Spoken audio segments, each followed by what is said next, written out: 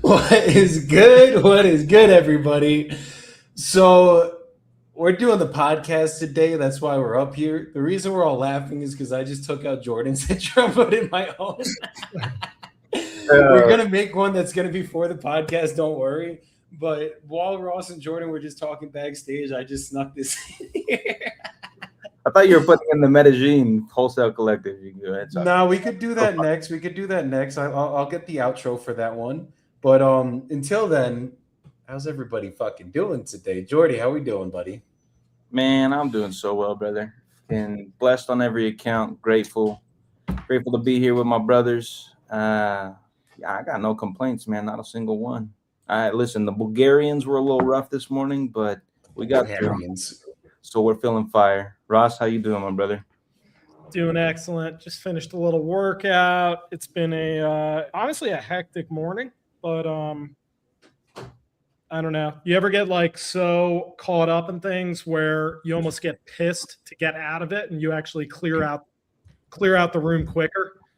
You're like, all right, let's just blaze through all this nonsense and get it done. Let's I don't know. I kind of use a little bit of annoyance or anger to fuel success. So that's how today's been so far. Not living in peace, Rossi. Not living in peace. Gotta find that. Not every morning. Definitely not. Trying. How you doing today, Joey? I'm doing phenomenal, honestly. Couldn't be better. Trying to find my inner peace every single day now, and I feel like today is one of those days that we're getting there. You know the word. If anyone has ever read the book The Untethered Soul, I accidentally read The Untethered Soul at work. So it basically goes over how the workplace is a spiritual environment. And it really fucking is, guys.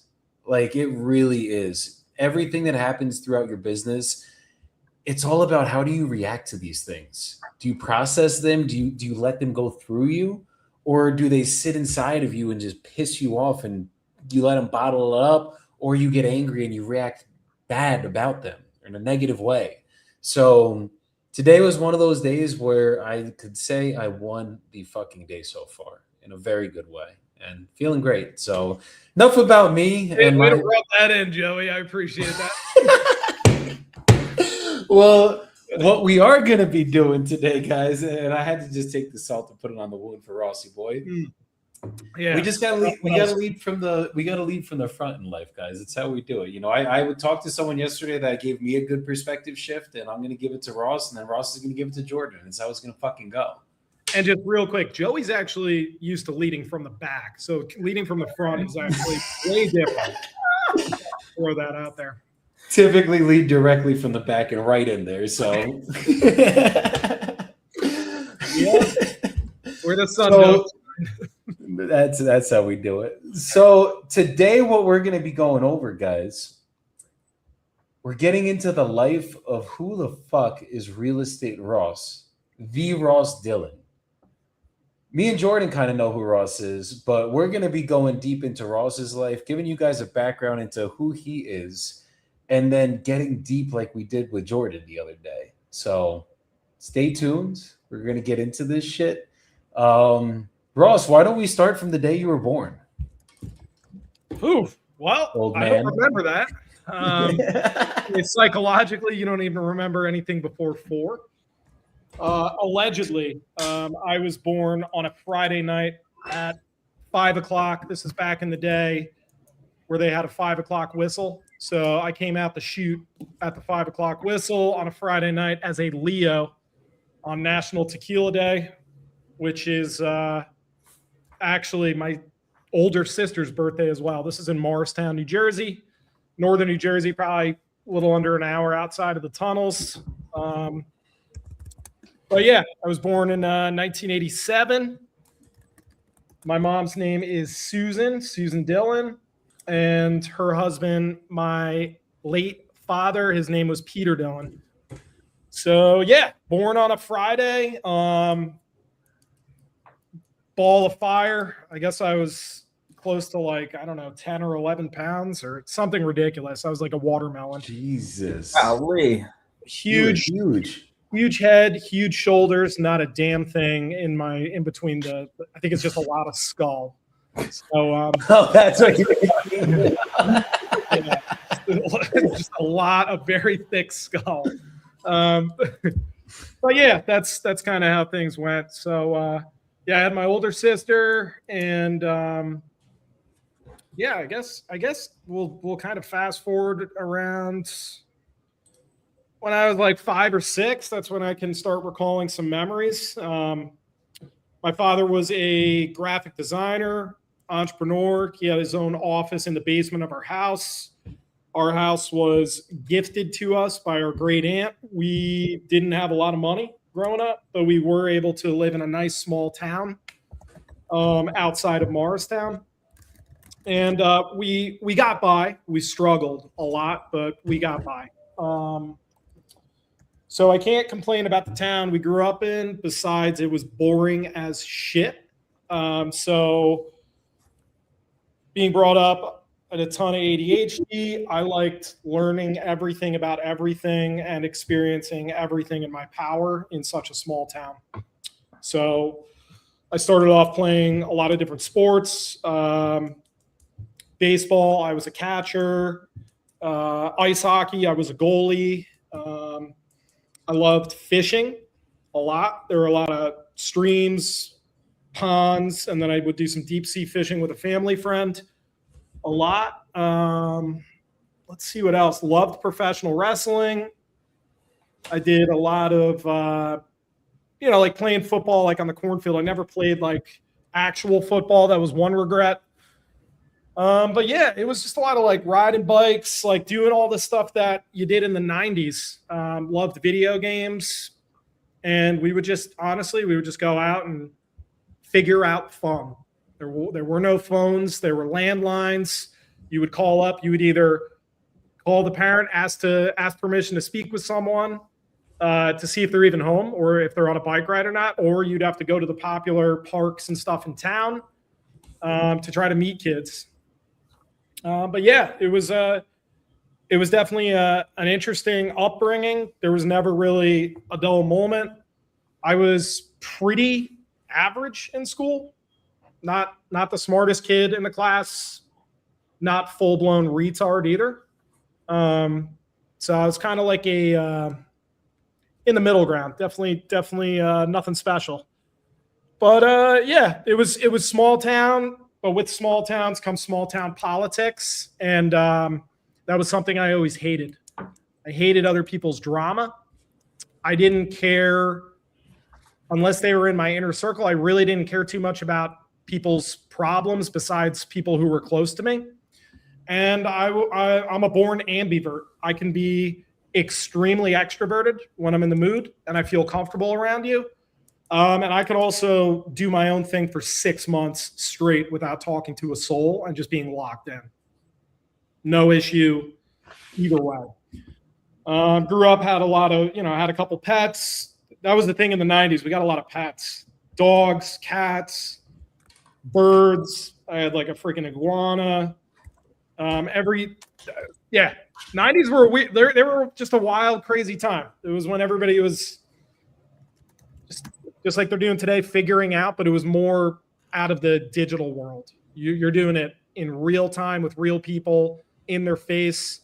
And I think those experiences were more memorable and you appreciated them more because it wasn't just like doom scrolling. So I did appreciate no technology, but I'm also blessed to live through all of these technological advances that have occurred and tried to stay either with the times or maybe even slightly ahead. But yeah, I would say the biggest dramatic impact in my life was it was when I was 10 years old.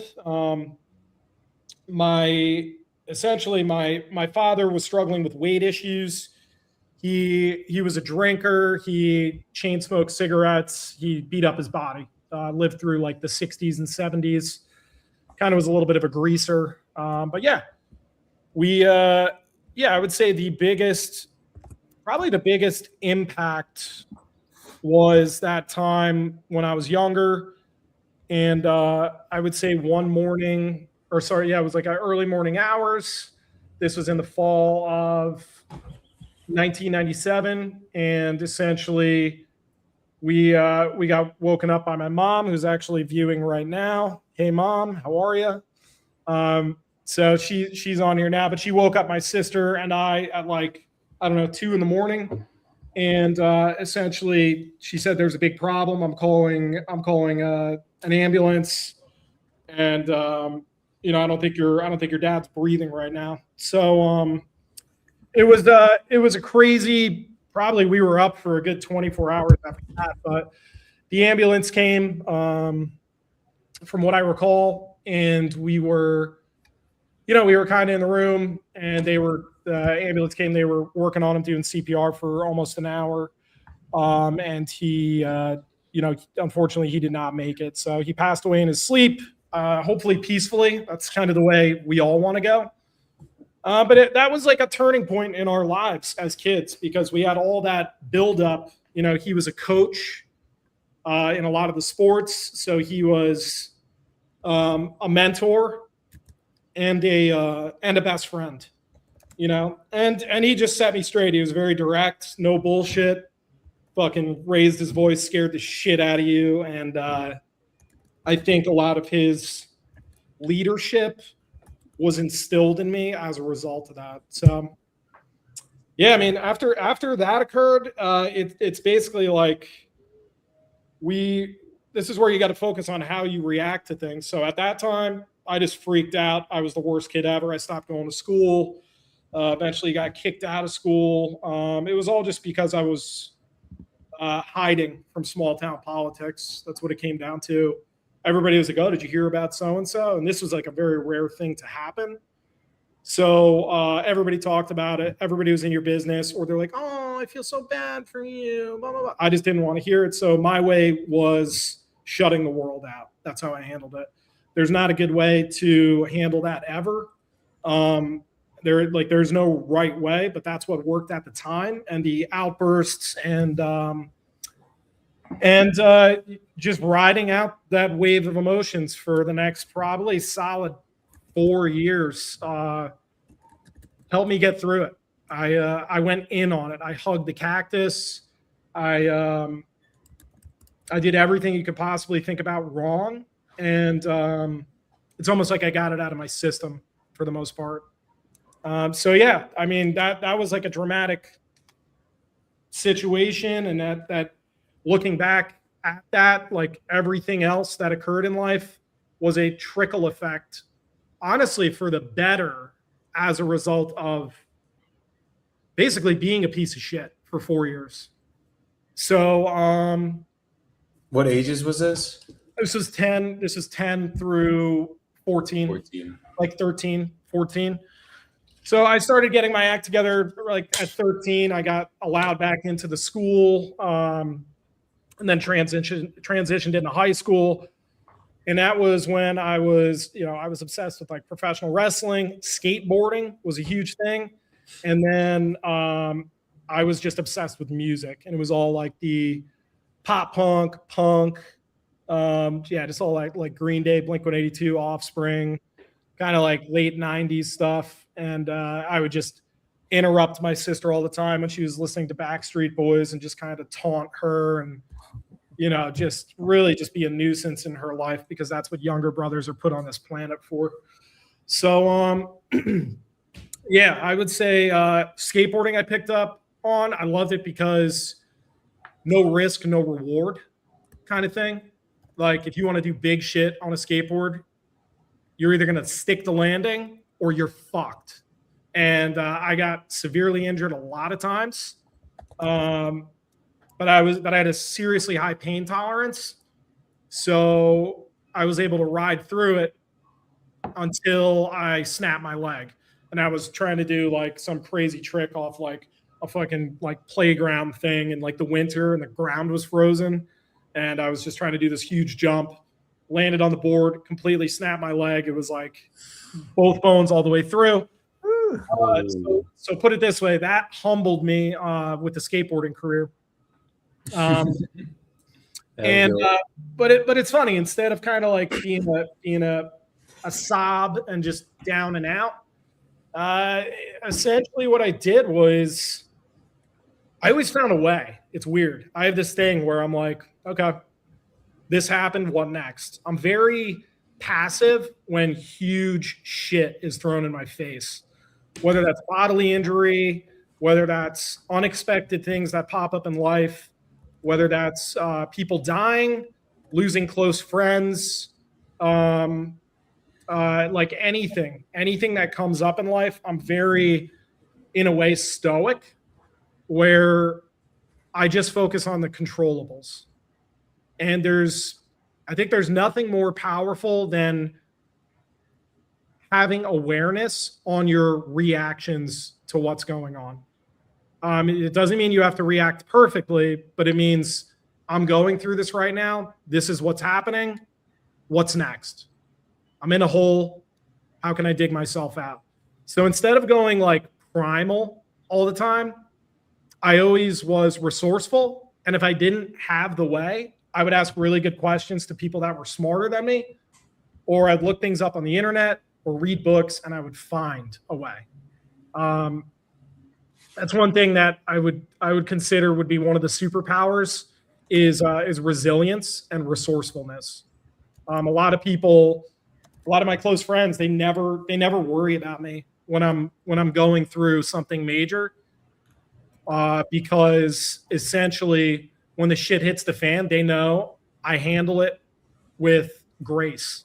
It's always so temporary, and I know this too shall pass. So there's nothing like being great in a state of fear, a state of panic, a state of overwhelm, and finding greatness, however little that win is for the moment or the day, to get you to the next. So yeah, other than that, I went through high school. I got really insanely obsessed with drums. I drew a liking to Travis Barker, and I basically carbon copied everything he did to get to where he was at. He joined the marching band. I was a freshman. I went from not being able to read music in 3 weeks to being the first freshman snare drummer with all the senior drum corps guys over summer camp. So 3 weeks, I nailed that spot. From there, I joined jazz bands. I joined orchestral. I played every single style of music you could think of. Anything from, I would say, like jazz all the way up to like speed metal and like Latin music and everything in between. So I was very well versed, total drum nerd. I did not pay attention whatsoever in high school. I could give two shits about school except for music, and then occasionally skateboarding. And then it was honestly just partying and chasing girls. That's it. That was high school in a nutshell. And then throughout high school, I was a little bit of an entrepreneurial spirit. I did pick up, that's when I started making money off like mowing lawns. And it was actually even before that, now that I think about it, because I was cutting grass. I learned how to cut grass at like 7 years old. And it was like, this is a lawnmower. This is the gas can. This is the oil. Don't put the fucking oil in the gas, and wear pants, because it would kick up rocks and like the weed whacker, and like that shit would fuck me bad.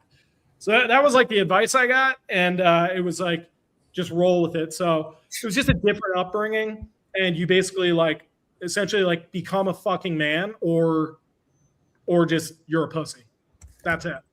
And that was instilled in me more so after I lost my father, because there was no other man. There was a close family friend. His name was Donald Golbicki, R.I.P. He passed away a couple Christmases ago. He was a second father. And then we had some like half siblings, 2 older sisters and a half brother. And the half brother, I kind of looked up to him. He was a big like athlete, football stud, always bringing like different girls over to the family parties and just slang. But I didn't really have too many like serious father figures besides those influences. So it was essentially up to me. What's that saying? It's like, if it ain't you, then who? Yeah, or if it ain't up to me, it wasn't meant to be. Yeah, if it ain't you, then who? So that's kind of how I roll with my life. It's kind of like rolling with the punches. And I think when you get good with that, you don't become bulletproof, but you become really good at deflecting. So when a shit show comes in, you basically assess the situation, deflect things that aren't in your control, and then literally take care of what is, handle it, move on to the next. I'm very task oriented, very driven, and basically, if anybody steps in my fucking way, it's going to be a problem. So if you don't have belief in me, you're out of my life. You're done. So I've eliminated a lot of people. I've been ruthless with my mindset. And even my mother says, you are really good at choosing your friends. That's another superpower. I could pick up on bullshit very quickly. That's a Northern New Jersey thing. If you're a flake, I'll probably find out in the first 30 seconds. We ain't going to be doing business together. When I say doing business, that means our friendship. I'm not talking about actual business, right? So I'm really good at picking out, like cherry picking really good people and bringing them into my circle.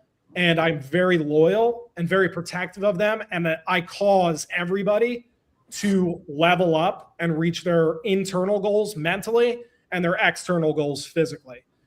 They always have a shoulder to cry on. And I do not allow them to feel bad for themselves for too long, because I know they're all better than that. And if they keep going down the hole of misery, I just dismiss myself from their life. So I've been through a lot of girls, a lot of guy friends, and the people that made it this far, they've made it this far for a reason. So yeah, like going through high school, it was a lot of drumming. It was women. It was partying. It was playing in bands. And I played in a lot of different bands. Really started wanting to drop out, get my GED, and tour the nation as a drummer. Almost every band I played in, and most of my friends in high school, all of them are older than me. I was always the youngest and the dumbest. Well, not necessarily the dumbest, but close to, right? So yeah, I hung out with older people. I played in a lot of bands. Stopped taking high school seriously. Essentially, in a polite way, told all the teachers to fuck off. Like if I pass, I pass. If I don't, it doesn't matter. And if you try to pour into me, you're going to be wasting your own time as a teacher. So they really respected the brutal honesty. So from there, I got pretty darn good at drumming. Released a couple like albums back in the day. Started playing all these shows. Started building up the crowds to, from 50 to multiple hundreds to finally hitting the road. I finally convinced my mom to allow me to drop out beginning of senior year. And they're like, you have to go to all these courses. There's no way you're going to be able to take the state test. So what did I do? I got resourceful and found a way. So I researched all the community colleges and essentially found a community college that you don't need to take a test. You could just take 2 different courses one day and then 2 different courses the second day for the GED. There's no pre-tests and study courses. Found the one college that does it, banged it out in a weekend, got my GED, kept my promise to my mom. At that time, I was delivering pizzas, working at a music school, and then touring. And that's all I did for multiple years, probably 17 all the way up to about 21. And it was just a ton of touring, instructing younger kids on drums. At a certain point, I got close into basically Travis Barker's circle, and I was able to even take my mom and a close friend, Nicole, who's still a friend to this day, and we were able to go side stage and backstage with Blink-182 and Green Day and meet all them.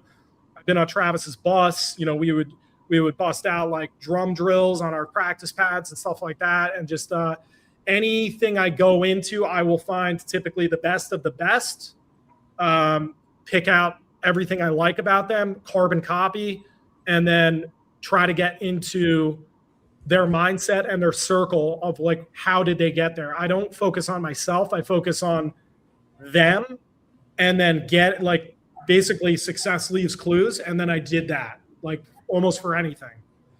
So there was a lot of growth mindset that got me through everything, because everything is figure outable. Like, people say, like, I don't know what to do, or I fucking give up, or I can't handle this right now. And I'm basically like, shut the fuck up, slow it down, and look at this resourcefully. Who can you ask? Who can you talk to? Who can I introduce you to? What do you need from me? You bitching gets us nowhere. I say that to myself, and I say that to other people that are close to me. I don't want to hear the complaints. I want to hear the ideas. Okay?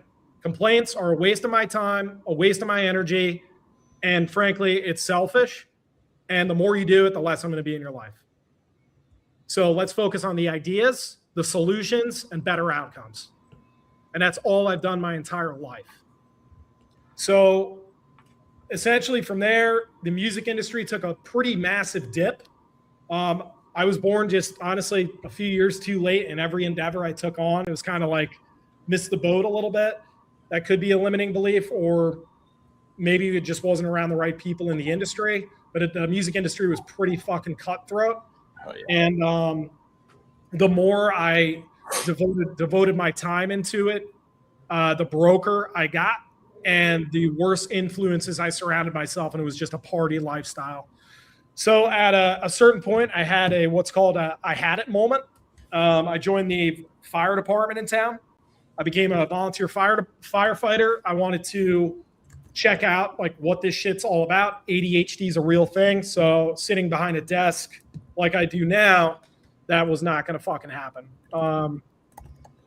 So did a lot of volunteer firefighting, learned a lot, went to the fire academy, and then started doing ride-alongs with police officers like in the town. They would go to all the local sports bars, watch games, and I would shoot the shit with a lot of cops. And eventually I met the chief of police of the town over, and he's like, hey, do you want to do a couple ride-alongs? And this is going to be for a Friday night in a busy-ass bar town where it gets crazy. It's pretty high crime. There's a lot of fighting. There's a lot of going call to call to call. And it's essentially a shit show. Are you ready? And I said, abso-fucking-lutely. When? So he signed me up. I did 3 ride-alongs, and at that point, I changed everything, changed my life. I immediately went into county college. I got my associate's degree for criminal justice. I banged that out in a little over 14 months. I did credit overload in every semester. I passed every fucking class besides like algebra. I had to get a tutor. And I got D for dumbass, but D's also get degrees. So that was the one rough area. So I banged out the associate's degree, and I started applying. I was going to pay my way through the police academy. They shut down that program. Again, born just a little too late, right? That program shut down right when I graduated. So what did I do? I focused on physical fitness, becoming an absolute stud with calisthenics, running, pull-ups, push-ups, sit-ups, trying to score the best academically and physically in every fucking area. I applied. I probably did 20, 25, 30 different interviews with police departments. I got turned down every single time because I was arrested when I was younger for criminal mischief, doing dumbass shit, breaking shit. That's what guys do. You do it enough, you get caught, and there you go. So I had to get that expunged for my record. That took about a year, and I just relentlessly took tests. I eventually moved into that bar town. I got residency. Residents are top of the list. So I paid my way through college. Well, didn't pay, but got student loans. So it paid for living expenses while I was still working at that restaurant. And then essentially, I got a letter in the mail a few days before the list was about to expire, and they put me on the list. So I went through that process, got to the very end, was in the top. I was 7 out of 7. They were going to hire 7 guys. I didn't get the gig because the psychologist looked at basically the upbringing, the death of the father, and then the criminal mischief charge, and he said, "You're not suited for the job." So I was like, "Okay, fuck you. All right, we'll see." Because I'm looking at all my other friends that were cops, and they had way worse track record than me. I was like, this is horseshit. So I appealed that, continued taking all these tests, did a bunch of interviews, fought, kept getting near top or at top. And then eventually I won that appeal, got in, went through the academy, almost failed firearms because I'm not really a gun guy. Like I was like okay at shooting, but that was my weakness. And then they brought me back over the weekend. I had 48 hours to learn how to score very high. And if I didn't shoot above like a 90 that day, I'm out. So all I did was I got my handgun, I dry fired in my living room, and I went to the gun range and just worked on this slow, methodic trigger squeeze with the perfect amount.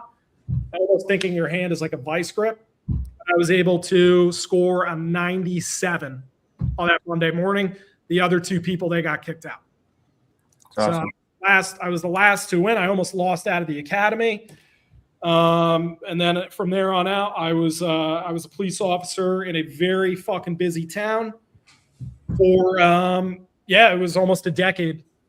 So it was working 80-hour weeks. I was working myself to death. I got knowing I was working myself to death, and it was taking a toll on my health. I started really getting into self-development and self-improvement. So at that point, there were a lot of road jobs. There was a lot of downtime, and I would have earbuds in. And, because you're standing out there sometimes for 10, 12 hours a day, 15-hour days sometimes if the job gets held over. This is in every kind of season of the year you could think of. Joey's familiar of how brutal the winters are, sometimes in 14 degrees with wind chill, and then other times in 102 with 100% humidity while you're wearing all that gear. So that opened up my mind towards self-development.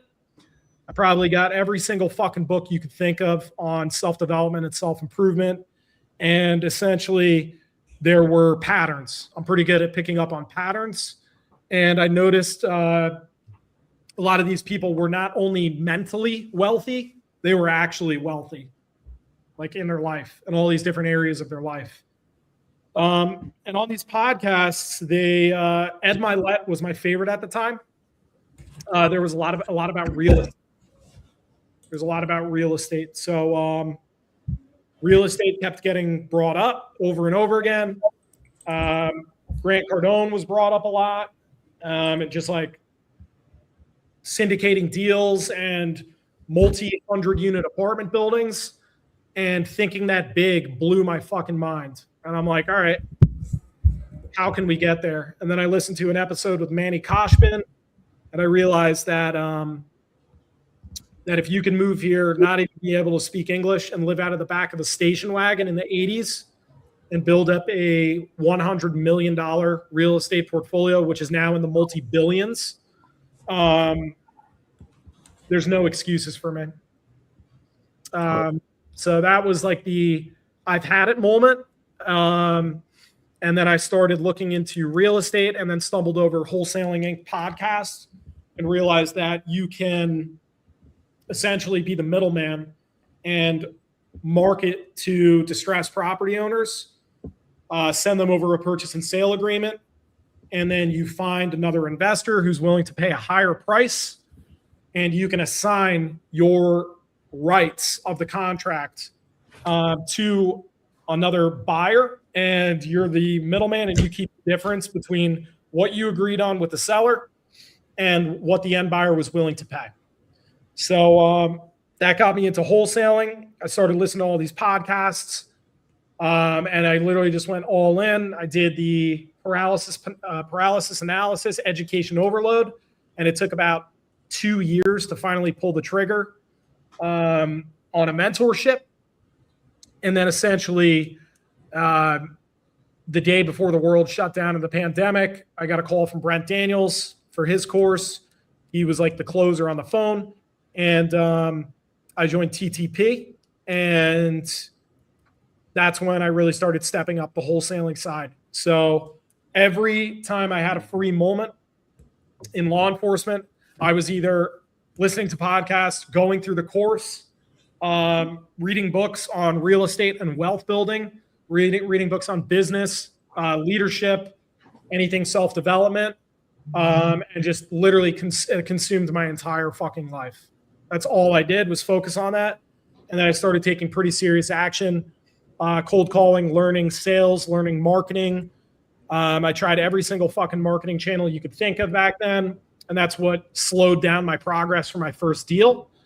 Trying to get a deal in New Jersey is also really fucking hard to do, especially in North Jersey. South Jersey is a little bit easier, a little lower level of sophistication. And by the way, if you're from South Jersey, I'll say that to your face too. And then if you're from Northern New Jersey, it's a little bit more sophisticated.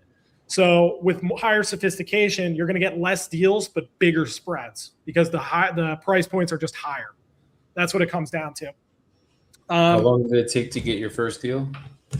I think it was like in between 19 and like 22 months. Oh, wow. So I finally got my first deal because I was doing it part-time. It was almost like my life was divided up into thirds. I had my regular patrol shift, patrol overtime, and then wholesaling. So cold calling, I realized how much I fucking hated it. So what I did was I would work overtime to then pay a VA to do the cold calling, give me the leads. I would run appointments. And then finally, off like a direct mail campaign, it wasn't even cold calling. I got my first deal. I locked it up for $209.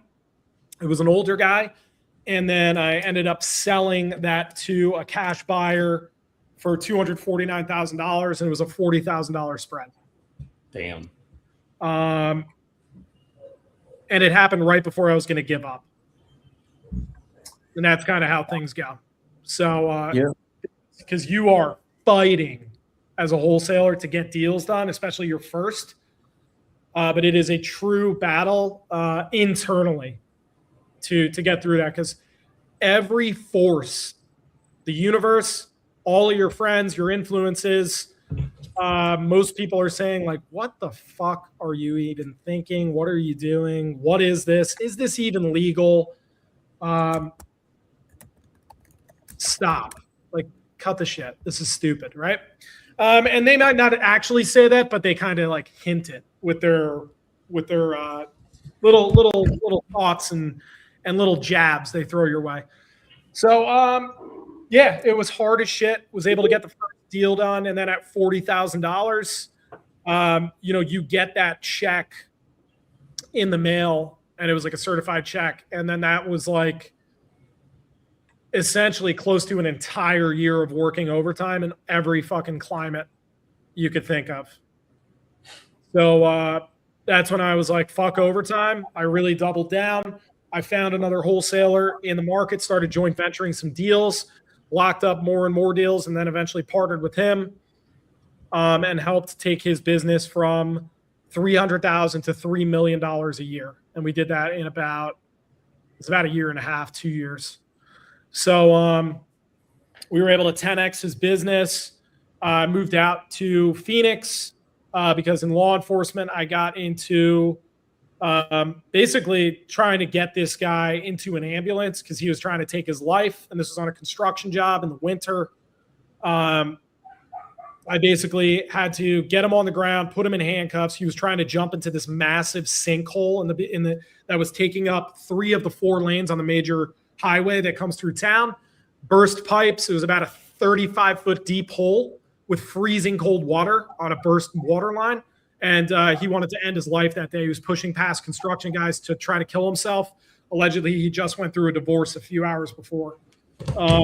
So I was able to save his life. But in the meantime, he was fighting me, trying to take my gun, wrap me up, trying to punch me in the face, anything he could do to take his own life. So I was able to get him in handcuffs during that scuffle.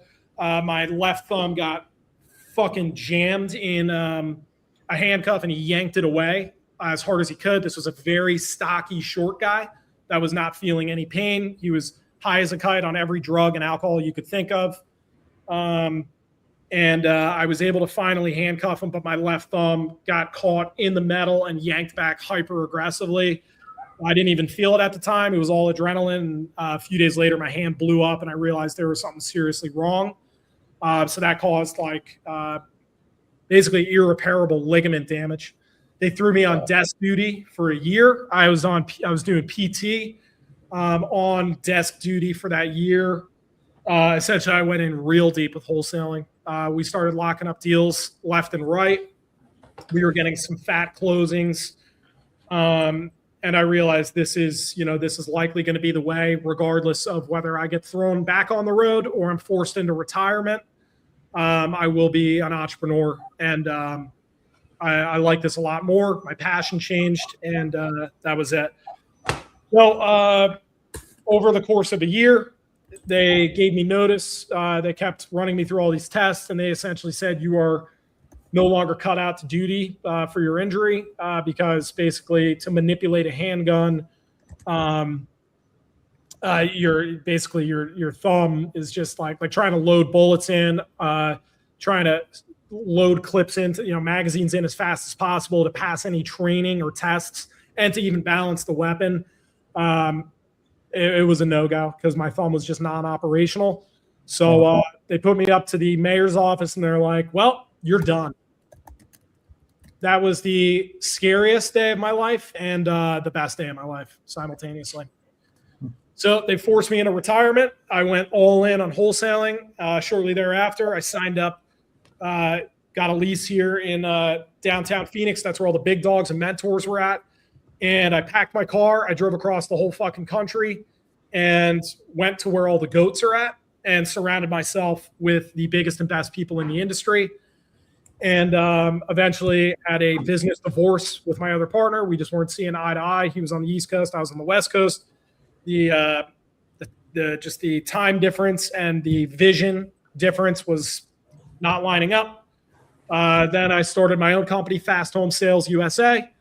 And here we are today. I love it, brother. I love it. Appreciate you for sharing all of that.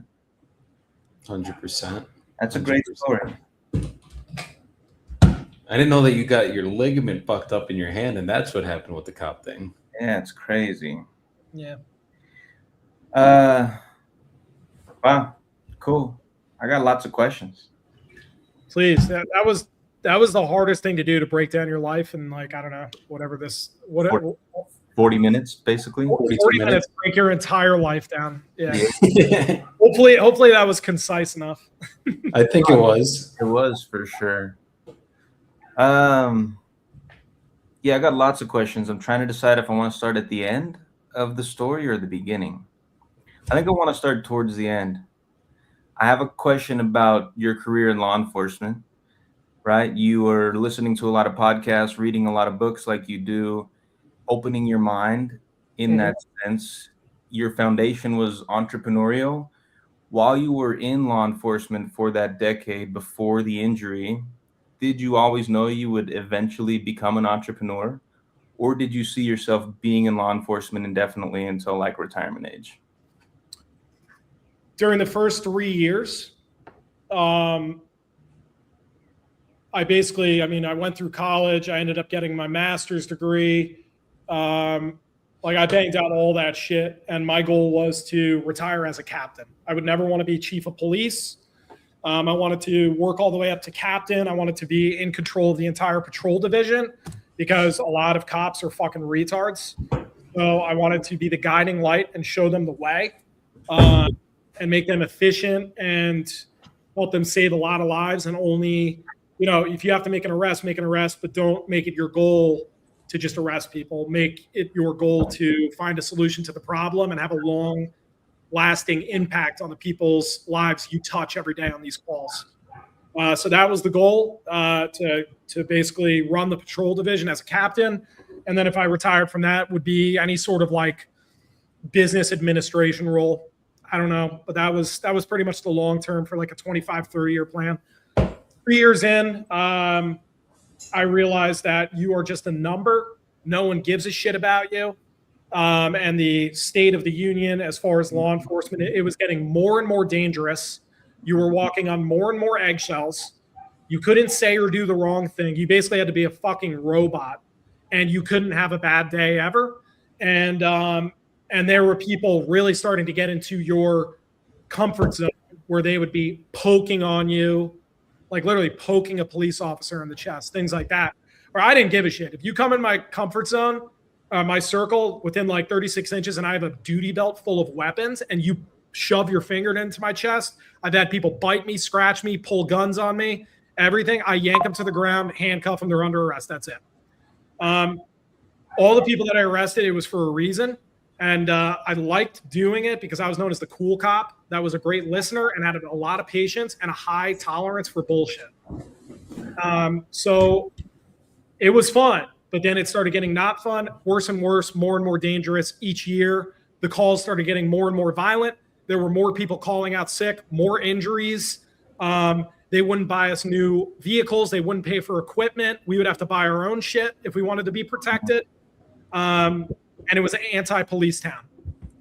So there were those podcasts led me to a bigger vision. And that vision was likely, getting to maybe like 10,000 units or more. And basically getting a real estate empire going, or a cash flow business empire, or a combination of both. So the writing was on the wall probably a year into those podcasts, to answer your question. Gotcha. I love that, dude. I love that. And yeah, I can imagine in that line of work, as the danger increases, the glamour decreases pretty quickly. But no, I actually, I think it's cool that you were known as being that cop. I had some run-ins personally growing up in my early years, and I met a lot of rough cops, but I also met a lot of cops who just wanted to hear me out. And I remember the faces. I don't remember all the names of those cops, but I'll remember those guys forever. Because although I was sitting in handcuffs and going through something crazy personally, they just like, talk to me, bro. What's going on? How are you? Are you good? And then I could just talk. And then I de-escalated through talking and communicating. And he's like, listen, man, you got to go, but just know you're not alone through this. So I could see you being that officer. And I think that's really cool, bro. Yeah, man, it was interesting because I realized that everybody's a hot air balloon. When you're going through something, you just need to vent.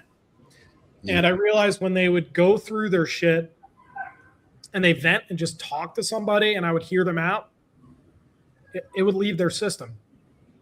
Release the demons, as they say. So it would come out of their system, and the people that I heard out, there were certain people in the community that I started growing a little bit of a fan base where they were like, this guy changed my life.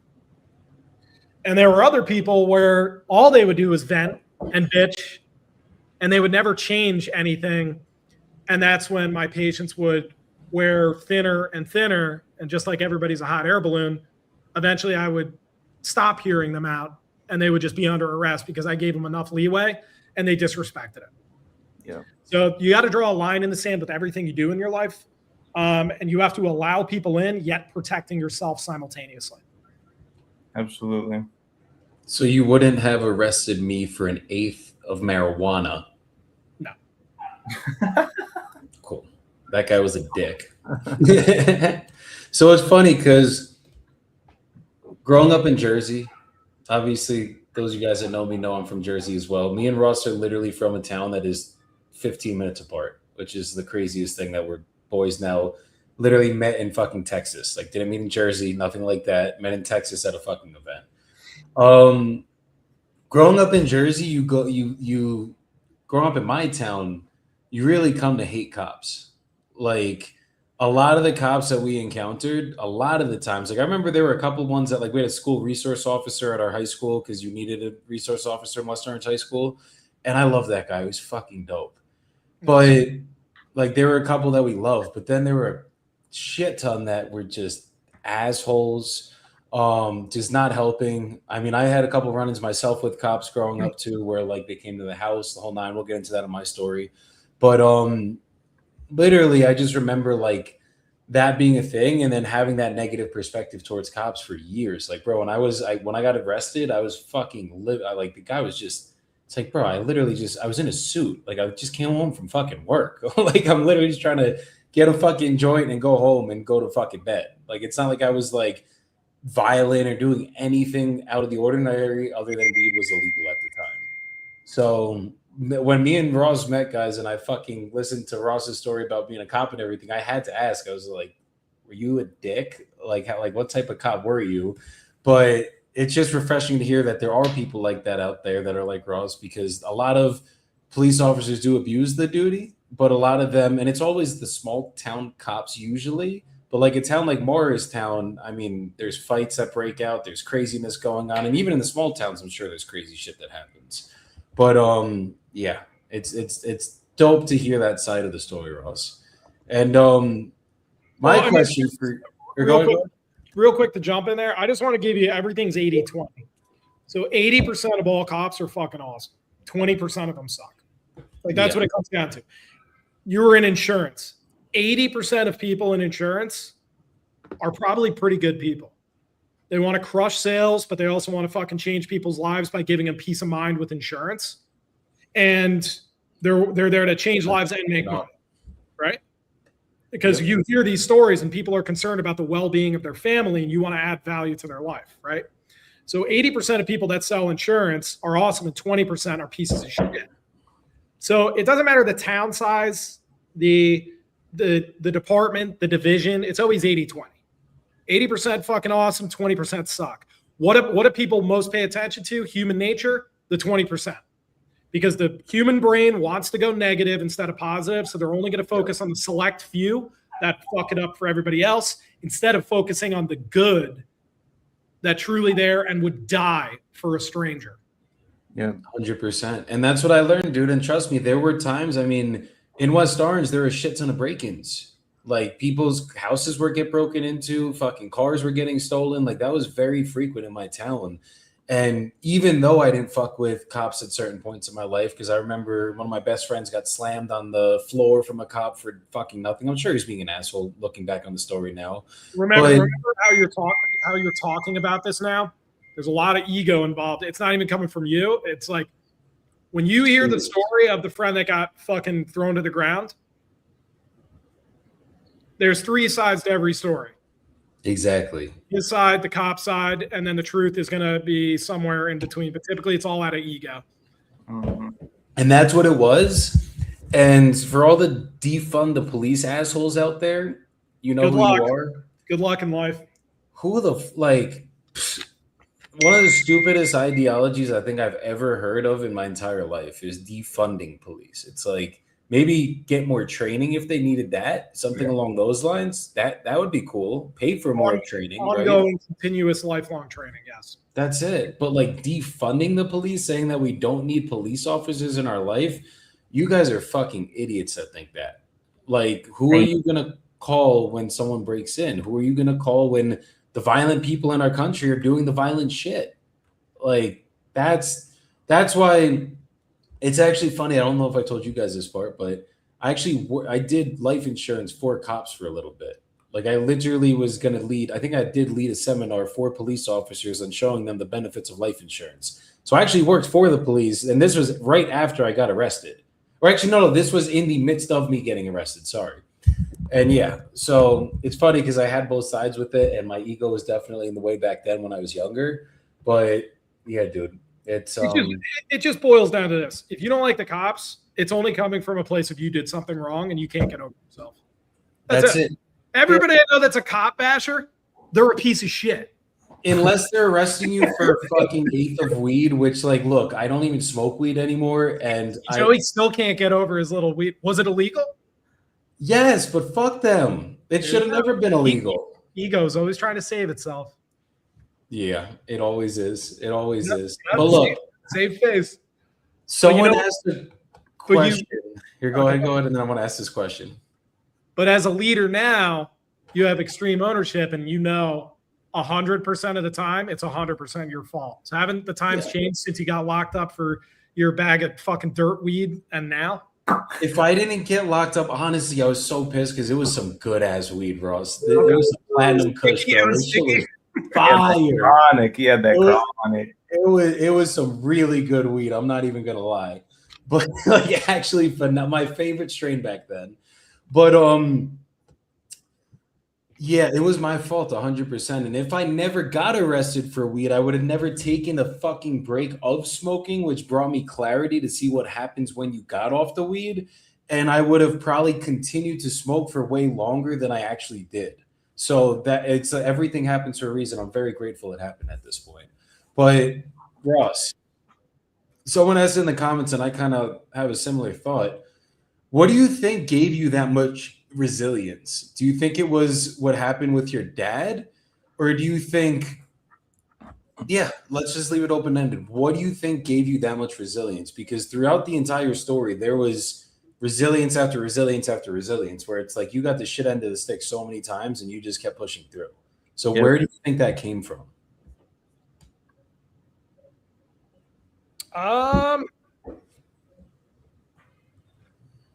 I would say it's a combination of three things. Always being competitive when I was growing up, sports. Because if you focus on the losses or you fucked up the play, you're fucked as an athlete. You're out. You have to reset every play, not every game, every fucking play. Yeah.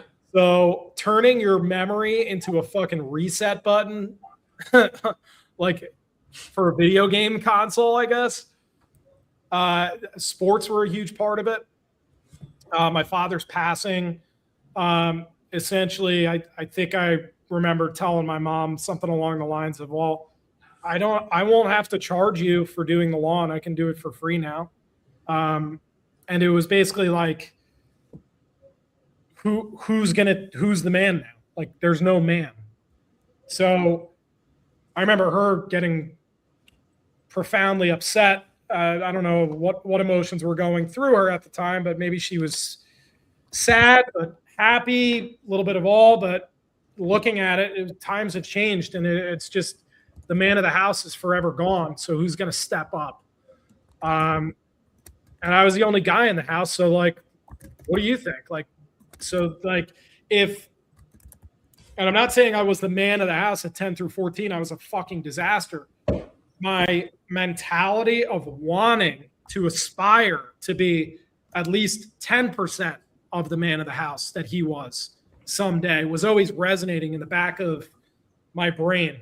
And then, honestly, learning from other people's heartaches that are in my circle, and when they had things that were either really rough or not even close, and seeing them relive that over and over and over and over again.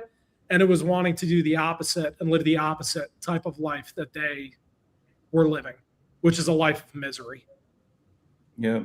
So I would say a combination of all three of those things put together created that relentless resilience. Okay. I have a follow-up question, because what you just said is something that I can relate to, and I think Joey as well, from what I know about his story. So passing your dad happens 10 years old, and you had that realization at age 10, which is a lot earlier than I think a lot of boys/men have the realization and start having the thoughts about, like, who's going to be the man in the house now, right? I grew up in a house with my mother, my grandmother, and my little brother. It's just us four. I always felt this expectation, not really from anybody externally. It was probably more of an internal expectation to do what you're saying, is like, well, now I got to step up, right? If somebody comes into my family's house, who's protecting everybody?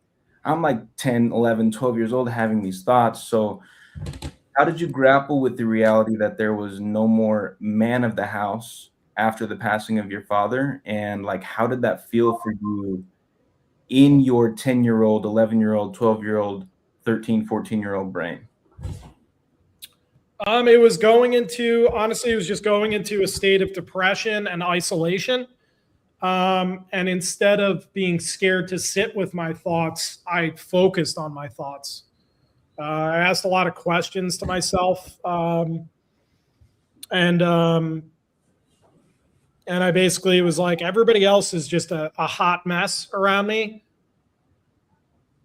What can I do to help a little bit, or make them laugh, or because I was the fucking clown. I would do crazy dumb shit, very self-sabotaging just to fucking get a rise out of people. Yeah. But I would always kind of focus on bringing other spirits up because I realized that when my spirits are down, even when I'm in my worst funk, as soon as I light someone else up, selfishly, that lights me up even more. So, yeah, it was a lot of things. It was a lot of just getting away from people and slowing time down as best you could.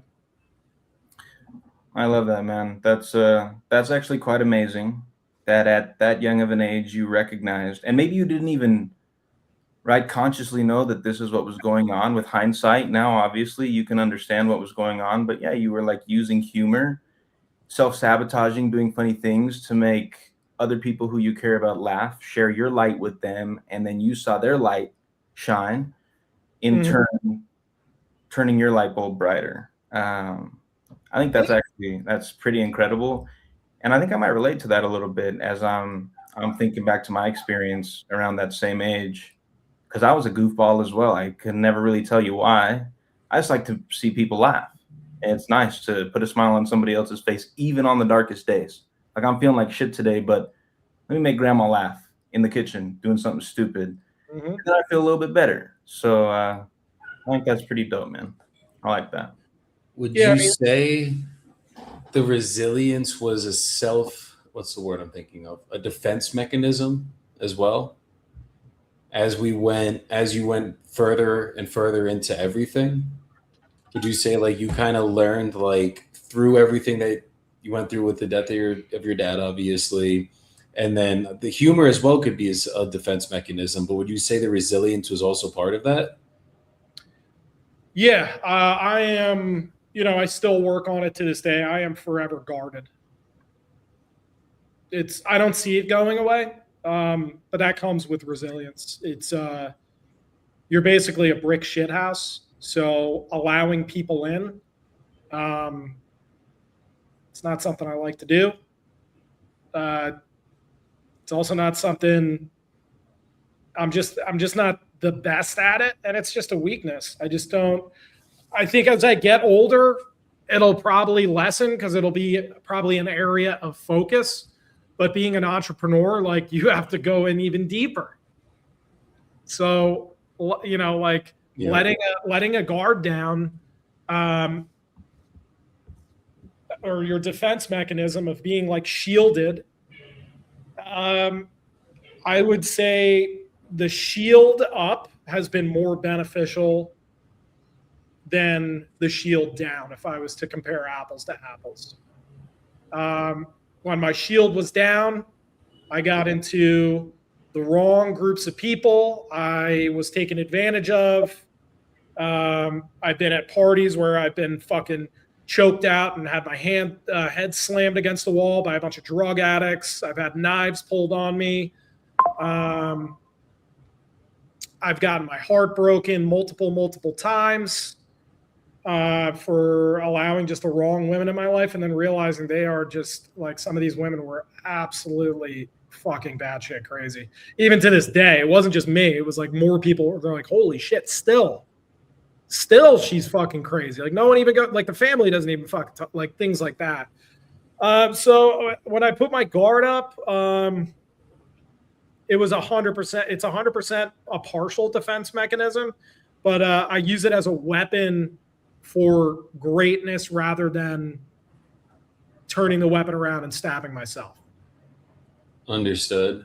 No, because I can relate to that extremely heavy, where it's like, I think the three of us are extremely resilient people.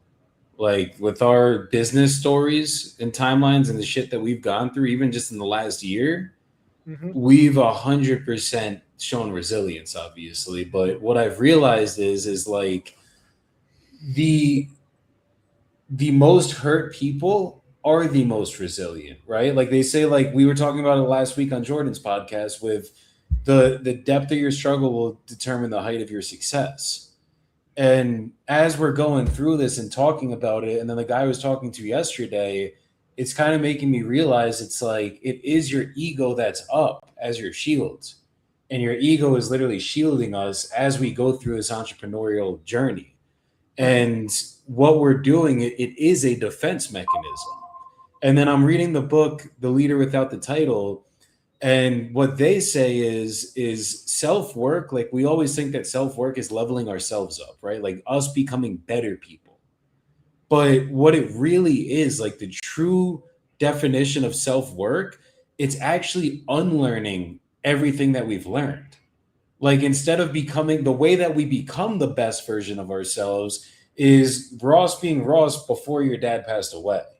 Like, you going back to that infant state where you were fully free.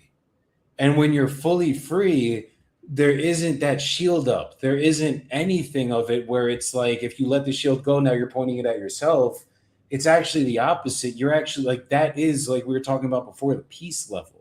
It's like the closer we get to peace, the more freedom we have, the less stress we have, the less chasing happiness we have, all of it. But it comes from literally us not shielding things, us not being resilient, right? Like, obviously, I'm not saying we can't be resilient. We have to be in business. Otherwise, we would not have any money in our bank accounts or any of it, right?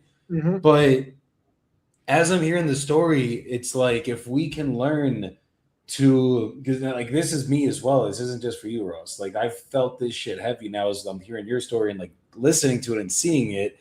It's like that shield once, it's called surrendering. That's what the guy Armin was talking about yesterday. That's what his life mission is, where he's fully surrendered now and he's at peace.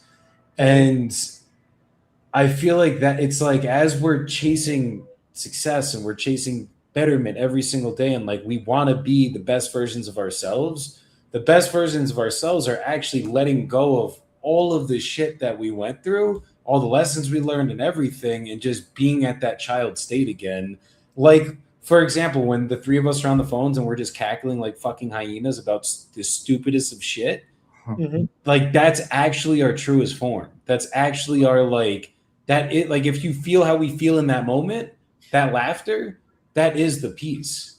You know what I mean? And it's like, yeah. So I feel like, as I'm hearing your story, as I'm probably going to tell my story next week and Jordan's story, what we keep doing is like, we're trying to be guarded because we don't want to. I can relate it to relationships, right? Where like, you were just saying how you were very hurt by many women, right? Dude, I've fucking had so many women break my fucking heart. And for me, I just am fucking retarded. I just kept going back towards it, to the point that 5 years ago, or probably 8 years or 7 years ago now, I completely cut off dating. Like, no women, no dating. I went almost monk mode. Like, no fucking nothing. Right. And when I got in that state, yes, I healed a lot of shit inside myself. But what I realized too is like, I can't get to the point where I'm so far in the other direction where I could never have a relationship with a woman again, because I'm so shielded from all the women that have hurt me, right? And then when I opened that up and like I healed that part of me that was like, okay, like, let me look at my ex-girlfriends. Like, this one cheated on me, that one cheated on me, that one cheated on me. They're all cheating on me. Then I found one that didn't. And I was like, but she was fucking crazy. Like, that bitch was as crazy as they could ever come, but she didn't cheat on me. So there was the lesson learned there, which was they're not all going to cheat on you. But like, I had to do a lot of self-reflection there, right? And what I'm seeing from it is, once you submit to it, where it's like, when I met my wife, I was submitted. Like, literally before I met my wife, I went through like one girl that was very negative energy. I didn't date anyone before this, but it was just like talking to women, having sex, whatever. And one that was like really, well, 3 girls before this. I went through one that almost broke my heart again. We didn't even date. And like, I remember I was miserable for like 3 months after this girl for no reason. Literally was with her for a month. Like, what the fuck is wrong with me? Then I met another one, to negative energy, didn't want to do it. I was fucked up for like 2 weeks in terms of just weird energy around me. There was something after we had sex that just stuck to me, and I was like, let's get that away from me. Then the last girl before I moved out to Colombia, like, dope ass connection, beautiful sex, like, it was all great. And then she just cut me off out of nowhere, and I was like, what the fuck is, like, something's calling me to move. Moved out to Colombia 3 months later, met my wife, got married a year later, right? And it's like, when you But at that point, I was fully submitted. I wasn't like, fuck women, I'm not getting into a relationship. I was like, oh no, we're getting fucking close. Like we're getting really fucking close. If like this keeps happening, that there's something that we're getting near and it's gonna fucking come, and then it did. So I see, that's why I asked that question, because that kind of opened my mind up to this, which is like we have to submit to everything that we've been through. And I feel like when that happens and you open yourself up, it's going to open up every door that's been closed that we've been trying to get to. And I heard on the podcast, how the video I sent both you guys this morning, what the fuck did it say, bro? It was like something along the lines of, oh no, if we keep focusing on it, it keeps happening, right? It's like energy, the law of attraction. Yeah. But when we pull our focus off of it, whatever that problem was, and we just submit to it, and it's like, all right, whatever happens is going to happen, then that outcome that we were longing for actually comes. It's almost like they say in relationships, like when you're looking for someone, it's not going to come. And then when you stop looking, they actually end up coming. I feel like it's kind of that exact same law. I mean, I'm at that point of like, as far as like relationships, I'm just going to let it flow. I think in this journey of leveling up, your standards go up, dude. Like they just do. And I've yet to really meet a woman that is going to live a life by my side of self-development and self-improvement. It's hard to find. They're very hard to find. Or when you talk about this stuff, they just think you're fucking weird, right? That's so weird. That's weird. And I'm like, you know what? Living your same existence over and over again until you're fucking dead. That's weird.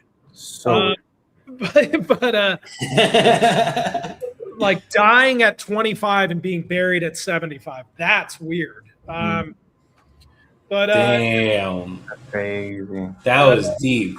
That's a bar. That's how most people fucking live, dude. Dying at 25, but being buried at 75. Yep, and that's usually right around the cutoff of when people stop learning and growing for most of society. But essentially, like, I'm just going to allow, like, as far as the relationship, like, just going to see what happens. Like, I'm not actively pursuing it, but I'm not actively against it.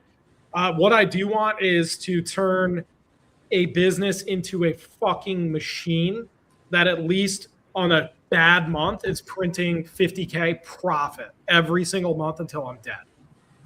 And I'm probably going to accomplish that, I would say, within the next 12 to 18 months. So that'll be the first one. Then I'm going to 10X that business and bring it up to 500K a month. And then maybe eventually 10X that again at 5 million a month. Who fucking knows? Whatever you could pull off before you're dead, it's going to be multiple sources of income. But at the same time, when you're shooting for these ridiculous monthly incomes, do you know how much you have to level up as a person? A lot. So that's why I'm almost, in the grand scheme of things, do I want to bring somebody in my life? Am I in a rush to bring somebody in my life at this moment? If it happens, great, but they would have to be my side on that journey.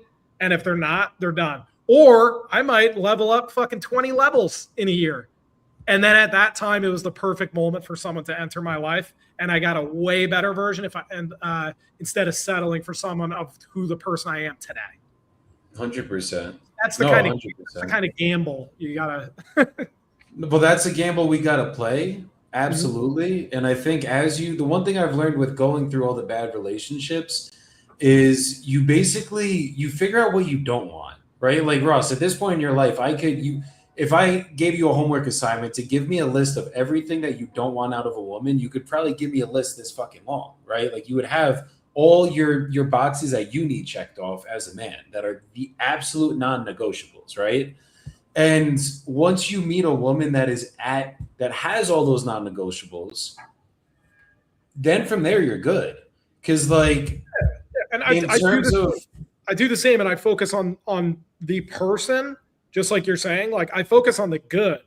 And I also ensure that I'm a mirror image of what I'm looking for in a woman. Yes. Important. Because that's how you have to be. It's got to be an even value. From the front. It's got to be an even value exchange. It really does. Yeah. Like if I want like this fucking golden girl that's just like God's gift, right? That's fucking loyal, perfect, beautiful, gym rat, selfless, fucking just would lay on the tracks for you. And I wouldn't do the same, minus looking like a female, obviously.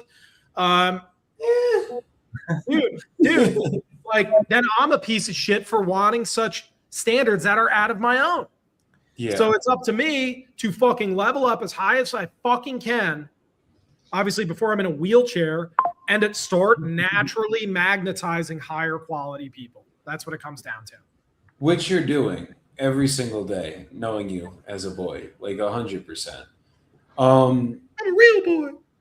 It's crazy how many people I feel like in society, male and female, whatever, doesn't matter which side, who don't understand that relationships are reciprocal. I'm very much that way. If I expect it from somebody, I expect it from myself. I don't feel like it's fair to not expect that out of myself if that's what I'm looking for, just like you're saying. But it's a lot of people who have told me that's a crazy way to be. And then they go out there and they don't do everything they know they should be doing, but then they expect that out of a partner. They expect that out of a friend. They expect that out of a sibling, a parent, whatever. Mhm. Why should they share that light with you if you don't have that light to share back? It doesn't make any sense. It's selfish. Yeah. It's entitled, right?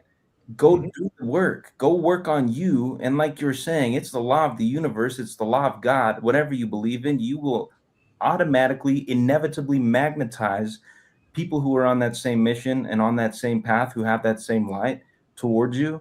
And you'll meet them and you'll be like, yeah, this is reciprocal. This feels right. This feels nice. And then y'all will help your light grow even more by proximity. Right.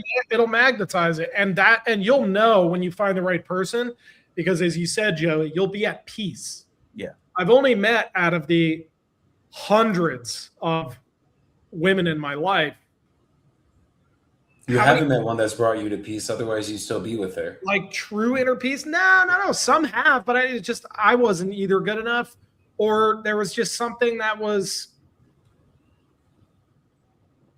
like timing. Timing was the thing, like people going to college, things like that. Like a lot of it was timing, honestly. So it was either I wasn't at the right spot or they were on some other venture where it didn't click. But a couple have brought me peace. But it doesn't mean you're going to end up with these people. No, 100%. Or maybe I wanted to at that time, particularly, because I've dumped everyone. I've never been dumped. I dumped them. So I've been dumped. I've done. I mean, I've stayed through the toxicity. You guys will hear that with my stories. But the one thing I genuinely believe, like genuinely wholeheartedly believe, is when you do finally meet that person that is your soulmate, it's going to make every relationship you've ever been through make sense. Like that was literally how it was with my wife, at least for us. It was like, brother, like, look, we're going to fight. We're going to have problems. You're never going to have nothing will ever be 100% perfect. God did not make us perfect for a reason. If everything was 100% perfect, you would be so fucking bored with that person. It wouldn't even be funny. But you're going to have, you're going to know your non-negotiables, right? And you're going to meet that. But once you meet that one person that like, it will make it all worth it. All the bullshit, every bullshit that any woman has ever put you guys through, it'll be fucking worth every bit of that. And it really has come true, at least in my life. And I don't know where I heard that from, where I saw it, but I did see it somewhere. And like, I remember listening to that and I was like, I hope this is true. Because these women sucked before my wife. Like they were shitty, but you know, not every single one of them. There's some beautiful people I was with inside and out, but obviously it wasn't meant to be. Otherwise, we'd still be together. So, yeah, dude. No, it's true in my life, my marriage, my wife, and the barometer that I use, right, is, yeah, we fight, sure, we argue, we disagree, we have different opinions, whatever. I look at like on a percentage, right? What's the ratio of peaceful days to non-peaceful days? You know, in my house, it's so high that on the days when, sure, we're arguing, whatever, we're unhappy towards each other, that's like 1 out of 10. It's a 10%, but 90% is high peace, happiness, contentment. Yeah, I'm all good, man. But listen, y'all know me well enough. I think I cried on my episode. My heart is just right here all the time. I never really learned the lesson and put walls up. Maybe I should have. I'm just diving in fully emotional, fully hard on my sleeve into every relationship I've ever been in. And boy, my heart's been broken, man. I'm right there with both of you. And it sucks. It's hard. But yeah, and then eventually I found the one who I was like, there's way more peaceful days. There's way more happy days than there is the opposite. And I understand we're not ever going to get to a place of perfection. And yeah, eventually I got there, but I wasn't looking for it. I mean, I think ultimately we all always are. That's human nature, male or female. It's not a fun thought to be lonely. But when I stopped looking for it, and I was just like, yeah, and this was around high school age, fresh out of high school. I was trying to date every girl I could, and then we got here, and grateful for it. You know what I mean? But it's a lot of hard lessons learned along the way. A lot of hard lessons with my wife when we were young together. But yeah, the place we're at now, it's peace, mostly peace. You know what I mean? Every day can't be 100%, but nah, and I see you with Cielo going through it, brother, and takes a lot to get there, man. A lot of heartbreak, a lot of hard relationships. But for me, it started getting better when I started working on Jordan. You know what I mean? Hmm. Always does. Always does. Because Russ, it's almost like well, everything in life happens for you. So all those previous relationships, imagine if you did end up with one of those pieces of shit. That would suck. that I got happens to a lot of people. a lot of friends that fucking the old divorce is becoming a common theme, and it's because of settling. It's settling, and it's not, and it's there wasn't peace from the get go, but societal's norms influenced them, and they made a terrible decision, and that's why they're going through a divorce. But again, that happened for them. A divorce happens for you. Um, Losing someone that you care about happens for you, right? It's just your response to it. You can either freak the fuck out, or you can say this is a stepping stone to get to something that's way better that I never even knew I was capable of acquiring, you know? 100%.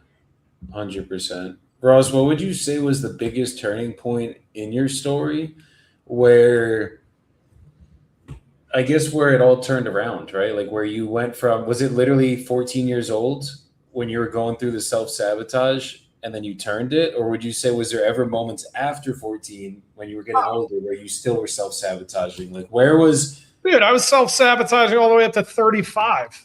Come on. okay. So it was Yeah. the last 3 years that the biggest, we all know Ross is old here, guys. The last 3 years that you made the biggest change was 3 years ago, you'd say. Was that the biggest turning point? Yeah, there was never a moment. It was just, I mean, just certain things happen to you in life. It's just kind of like the more broke, busted, and disgusted you are with yourself, the pain has to outweigh not changing. Yep. That's just human nature 101. You will never make a change until you have basically fucking dragged yourself through hundreds of yards of broken glass. And then you're eventually like, this hurts way too much. I'm over this broken glass. I'm cut up. I'm scarred. I'm bleeding. And I'm over this. I'm done. So it was just a lot of little moments that added up to a breaking point. And I really didn't like, as far as like self-sabotaging stuff. I mean, I negotiate with it every day of trying to become more disciplined. I'm still self-sabotaging. Every time we pick up our fucking phone, you're sabotaging something, right? It'll never end. It's always a negotiation of just, you know what to do, so do it, right?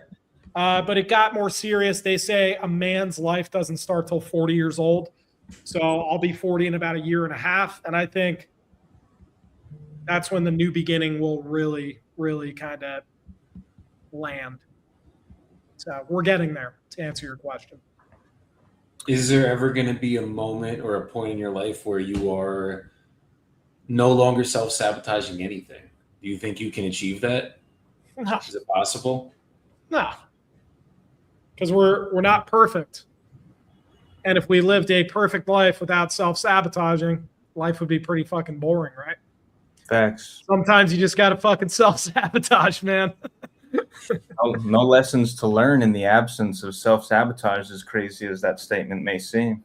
Yeah, because I mean, if you have it all, you have the money, you have the girl, you have the fucking business that's a fucking machine, you live where you want.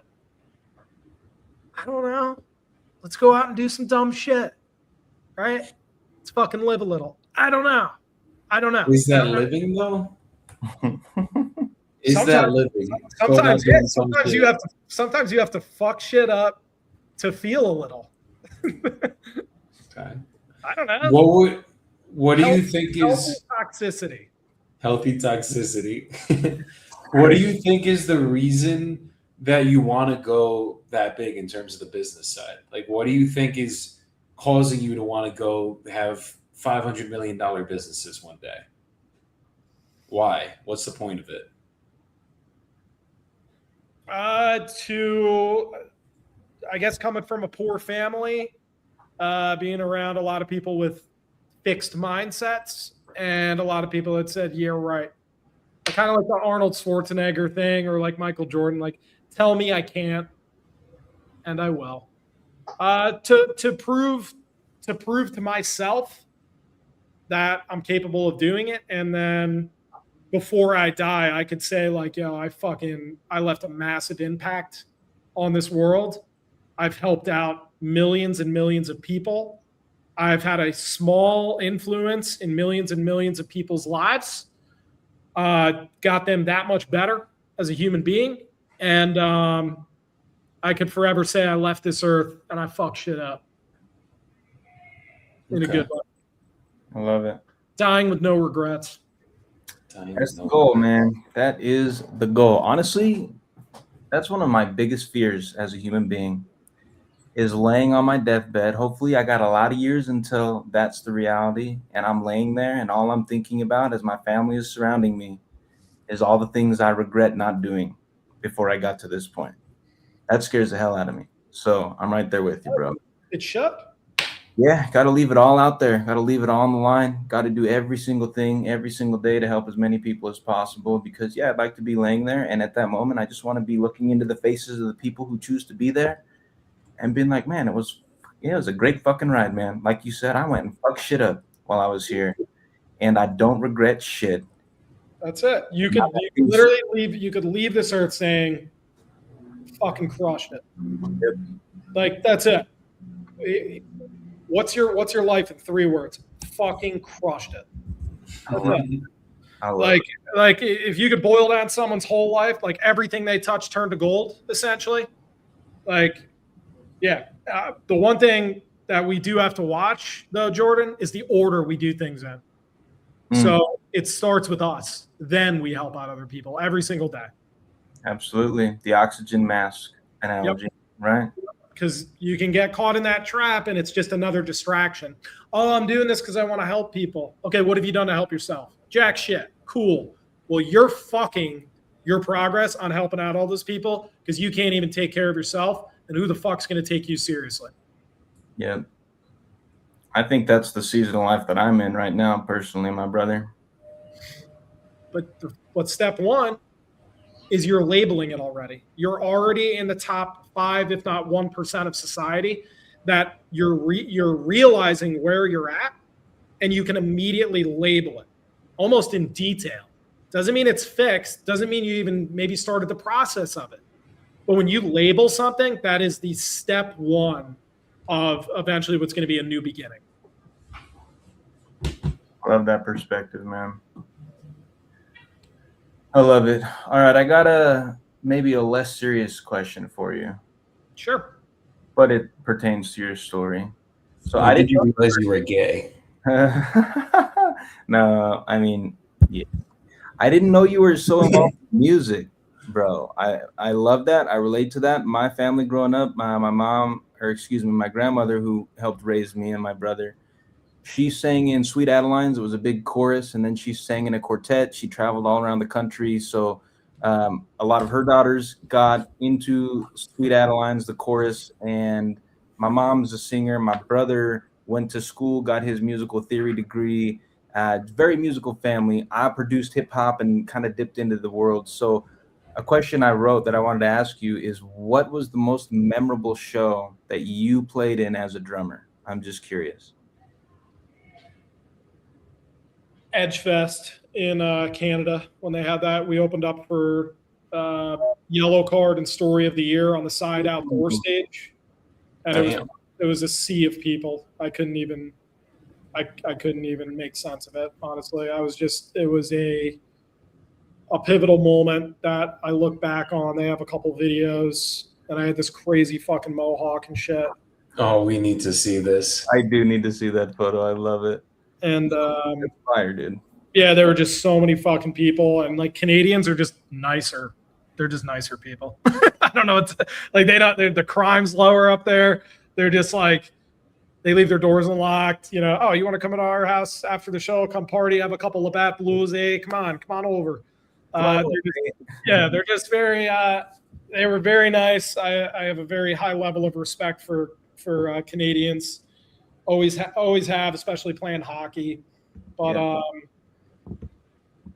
yeah. I would say that moment of just essentially it was a sea of people. I couldn't even give you a head count on it. And it was one of those days where it was like God was in all of us on that stage, where it was also one of our best performances ever. Oh, that's sweet. I just got chills from that, actually, because I think music is, for me, music is very spiritual, brother. I don't know what it is. Out of all forms of media that I could consume, possibly, aside from books, literature, it's music. I feel like when I get the chills, it's something spiritual. Couldn't explain it to you, couldn't articulate it, but I experience that with music so often. So it's cool to hear you make that statement that God was playing through you, and you were probably spiritually affecting all those people listening. I'm just envisioning that with your big mohawk. That's an awesome moment, bro. That's a cool story. And I love Yellow Card, bro. It might be surprising to some, maybe not though, because although I look like this, I grew up in Utah. I didn't listen to rap growing up, man. Alternative rock was my shit. Yellow Card, Good Charlotte, Green Day, all these bands, loved it. So that's also a little fangirl moment. It's pretty dope that you were up on a stage like that, dude. That's cool. Yeah, man. It was fun. Looking back on it, I did forget to bring up Arnold Schwarzenegger because I'm just absolutely obsessed with that man. And I feel like he already has lived about 7 or 8 lives. Yeah. And I'm already on probably my 3rd or 4th. Every 6 or 7 years, it's a new life. And every trial and tribulation or challenge, I just get excited for the next kind of journey. And I hope to live a lot of lives before I croak, And that's what that guy's doing. I look up to him every single day. He's had probably the biggest impact in my life as far as mindset and being able to visualize the future. And if you obsess about it enough and do everything in your power and don't take no for an answer, you will accomplish everything you put your mind to. No, I love that, bro. I need to look into Arnold's story a little bit more. For me, I was always kind of a fat kid, so I'd look at Arnold Schwarzenegger and be like, man, that's Hercules in modern day form. And I got no business looking into that guy's story. But now that I'm hearing you say that, I know. It's limiting beliefs for sure. Limiting beliefs like a motherfucker. Oh, yeah. We're getting I'm interested in checking out Schwarzenegger and his story. And my little brother, not Schwarzenegger, but Mike Tyson, surprisingly enough, was a big inspiration for him. As I'm hearing you say that, I was like, who is my inspiration? Just kind of like a famous person. And I'm going to say it's probably Kanye West, not because of bodybuilding, but because of breaking through barriers and being ostracized and getting to his goal anyways. But no, that's cool, man. I'm going to look into Arnold. Maybe it'll inspire me to be a bodybuilder too. That'll be sick. Nice. Yeah, check out his the 3-part series they did on Netflix. It's like basically each of his lives that they were able to kind of put together. But watch that 3-part series. I think it's the principles.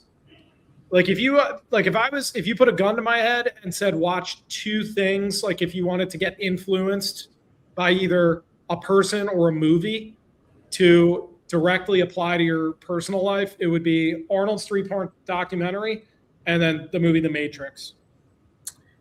Dang. You know what is crazy? I've never watched The Matrix from beginning to end. Yeah, as an entrepreneur, I think you are doing yourself a massive disservice. Now I gotta watch it. That is what we're living in.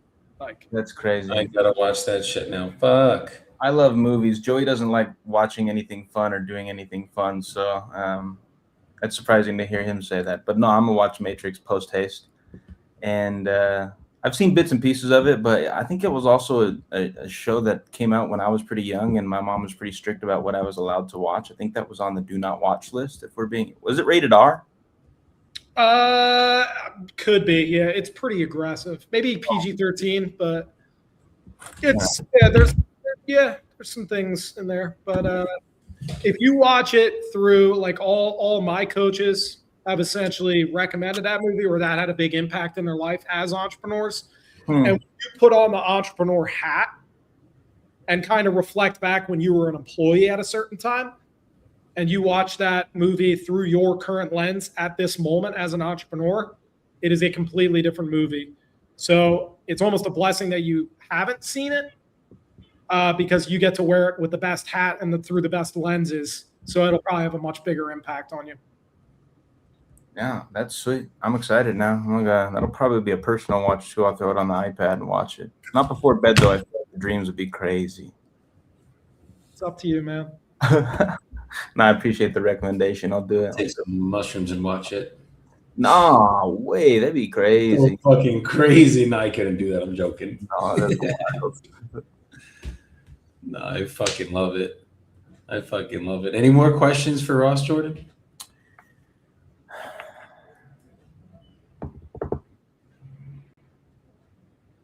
Yeah, one more.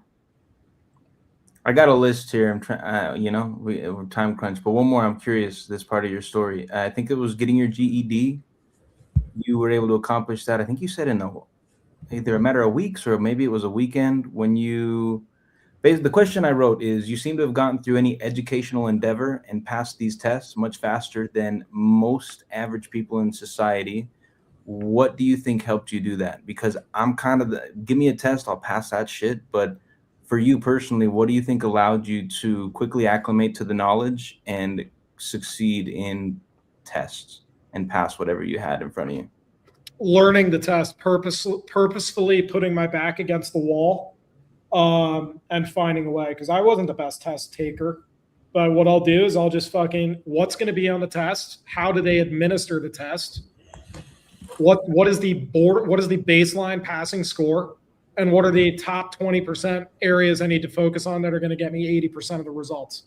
Mm-hmm. And then I'll basically just dive into that so aggressively right before the test. So it was top of mind. You're only fucking taking it to remember what's fresh off the last thing you remembered, and then just bang it out and be done with it.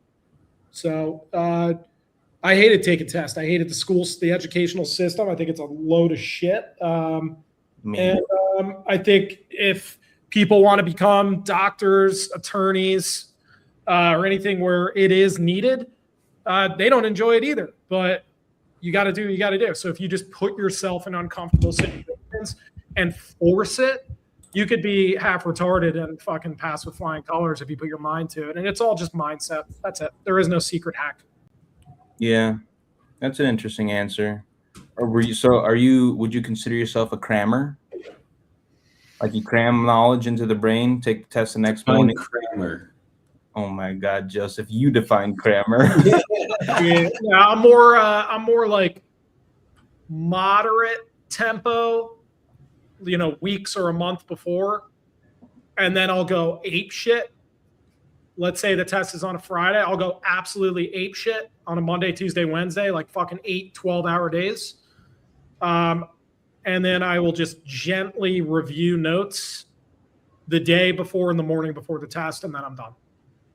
Interesting. I love that. I'm an extreme procrastinator, and I actually quite enjoy tests personally because I'll study the night before. I did not study for the 3 weeks leading up to this. Let me read the book the night before. Flashcards, okay. Take test, boom, 80%. Sick. See ya. But my graduation from high school was somewhat similar. I got kicked out of high school, and then I had to do packets to graduate to earn credits. I smashed that shit out in just a couple of weeks. It was not fun. I also very much dislike the public school system that exists in America today. But yeah, no, that's cool. I was just curious about that. It's a nerdy question, kind of, but I think that's a cool thing to be able to go and accomplish that type of stuff in the amount of time that you did, where it takes some people 4 fucking years to get there and pass those tests, sometimes longer. Yeah, I hated it so much. I just rushed through it, honestly. Like between county college, that was typically people would graduate within 2 to 3 years. Getting a bachelor's degree was more towards 5, and then getting a master's was another, typically 1.5 to 2 years. I banged all that out in 3.5 years. I wanted it done with, out of my life. And I just fucking honestly just turned on the accelerators. I was like, if I basically black out for 3.5 years, this is going to be over with forever. And then that's it. I love that. I think that's a major testament to your character, honestly. From a nerd's perspective, I just love knowledge. I love learning. I love testing my knowledge, whether that be an actual test or I go out and try to do something like build a business. Right. Yeah, no, I think that's cool, man. Life is a test. Ain't it? One big giant fucking test, man. Literally just fucking tests. Every day you're tested without even knowing it. It's just, what area am I being tested on today? How well am I going to do? It's a fucking test. We're a bunch of guinea pigs. Facts. I smell better than a guinea pig, I think, because those things stink. My daughter wants one. I said, no, ma'am. No guinea pig. Me and Ross do. I don't know if you do it with your fucking shower every other day, but Jesus, here we go. It's a medical condition, okay? We're working on it. We'll cure the eczema, and we'll be there, okay?